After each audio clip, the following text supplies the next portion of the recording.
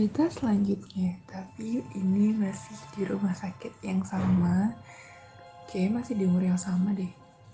Entah deh pokoknya ini tapi jenguknya itu di siang hari. Kalau ini mau lebih horor sih sejujurnya. Kalau menurut saya sih.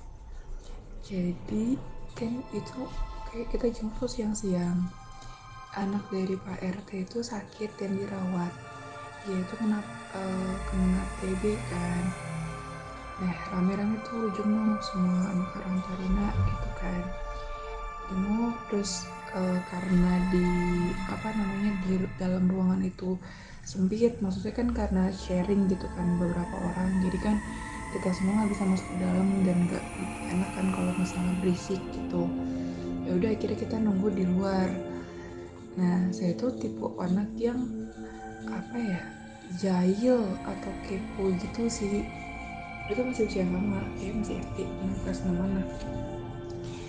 Nah, jadi si ketua RT ini punya anak kan 3. Yang paling bontot itu deket banget sama saya sampai dibilang kayak kembar gitu. Terus kayak adik kakak, karena kalau ada dia pasti ada saya, kalau ada saya pasti ada dia gitu.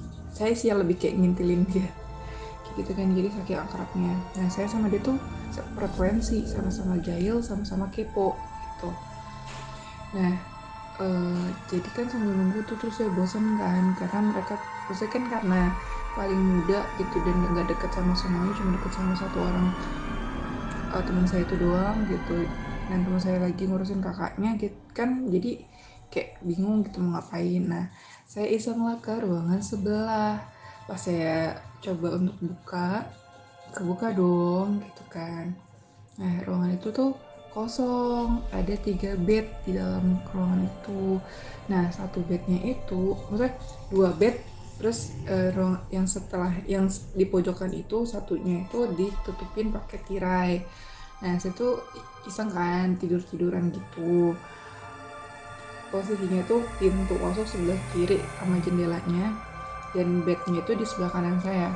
Jadi saya tidur agak ke kiri gitu, terus saya ngeliatin jendela. Nah, pas saya ke kanan, saya kaget dong, tiba-tiba ada orang masuk. Dan itu nyala, tadinya kan gak nyala lampunya karena kan kosong, tapi tetap terang karena kebantu sama cahaya matahari kan dari luar. Terus saya intip, ada dokter sama ada yang lainnya gitu, cuman mereka tuh nggak ngeh ke saya. Maksudnya kan harusnya dia ngeh ya, ini saya ngapain gitu di sini, apakah dari keluarga atau teman. Enggak, mereka tuh sama sekali nggak nengok ke saya kan. Terus karena saya takut dimarahin, akhirnya saya buru-buru keluar. Nah, pas keluar terus saya kan masuk ya ke itu, soalnya takutnya nanti dikejar sama dokternya gitu, ini anak bener banget atau diaduin kayak gitu kan. Akhirnya saya masuklah ke ruangan tetangga saya itu dirawat gitu, walaupun ramai saya ikut masuk. Nah, pas banget saya masuk itu dia cerita lah kalau ruangan sebelah tuh kosong, gak ada orang sama sekali. Nah, karena saya baru ngalamin kan, saya bilang enggak kok, tadi ada orang gitu di dalam, ada dokter juga, ada keluarga pasiennya juga. Terus masa sih gitu, iya tadi saya baru masuk kok ke dalam gitu kan. Yang benar, iya tadi ini gitu. Nah, cobalah buktikan gitu kan. Tetangga saya, beberapa orang sama saya ke ruangan sebelah yang tadi saya masukin, kekunci dong.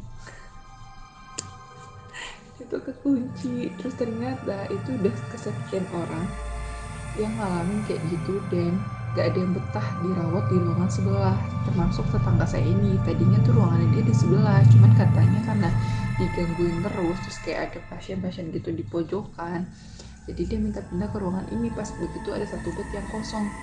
Nah, kan ya, coba itu